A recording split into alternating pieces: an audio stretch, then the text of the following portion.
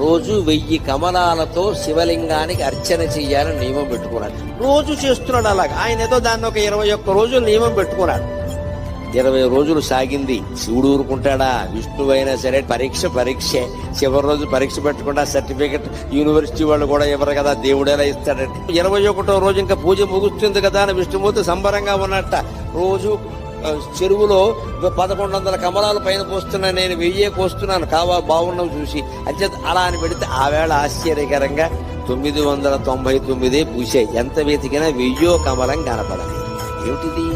ఒక కమలం తక్కువైంది. ఈ కమలం ఎక్కడి నుంచి తేవాలి అనుకుంటే ఆయనకి ఏమొచ్చిందంటే, నన్ను అందరూ కమలాక్షుడు అంటారు కదా, నా కళ్ళు కమలాలే కదా, కమలం తక్కువైతే ఏమైంది, ఇంకోటి తక్కువైనా పర్వాలేదు, నాకు 2 కళ్ళు ఉన్నాయి కదా అని ఒక కన్ను బాణంతో తీసి శివుడు పాదాల ముందు పెట్టాడమ్మా. అది విష్ణువు యొక్క భక్త కన్నప్పెంతో విష్ణువంతి.